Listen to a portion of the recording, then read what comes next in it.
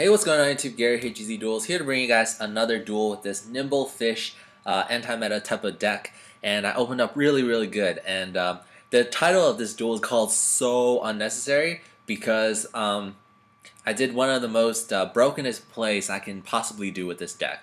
Especially because I have Salvage, I drew into the Swap Frog, and I have the Nimble Angler.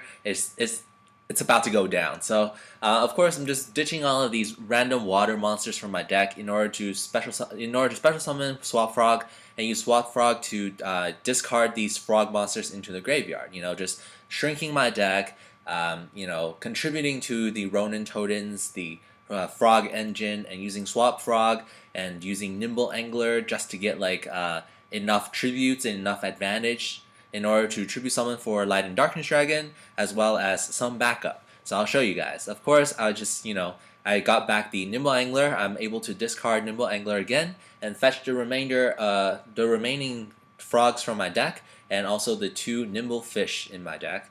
And it's really cool because right now at this point, once I finish using the Swap Frog effect by discarding the Treeborn Frog, I will only have about 3, actually 2, let's see, 2 more frogs in the deck. So the Frog Engine has completely been utilized, has completely been put into action.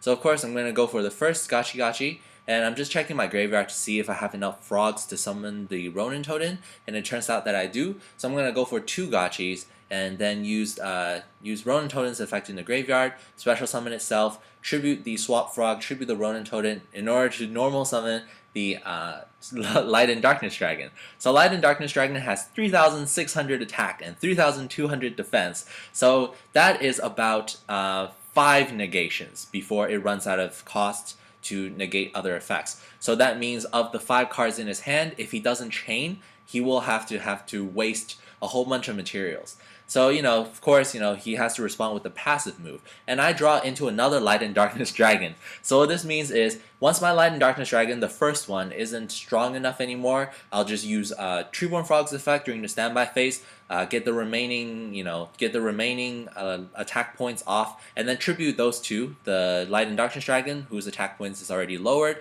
and also the Treeborn Frog, in order to summon the second Light and Darkness Dragon. So it's just going to be broken. Light and Darkness Dragon after Light and Darkness Dragon. That is provided he, as a Samurai player, can actually get over this 3,100 right now Light and Darkness Dragon. So it's just really unfair, unnecessary right now. With the 2 Gachis, the additional 800 attack and defense boost is really detrimental. Since he summons out Xian, he doesn't really have anything higher than 3,000 attack. He'll have to waste more cards, and in the process of wasting cards, I can wait until I have enough to tribute for my second Light and Darkness Dragon, and at that point my opponent can do nothing but cry.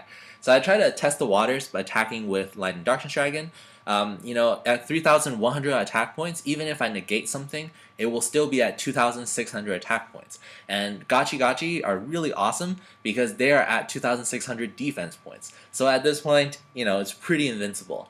He's trying to do something with the chaining, try to special summon out some samurai monsters just to see if he can do a final push, and he's hoping that he'll use my lad's effect in order to bring down his attack points. Not knowing that with some simple math you can figure out that Light and Darkness Dragon is still at 2,600 attack points, which is too big for Xian to even get over.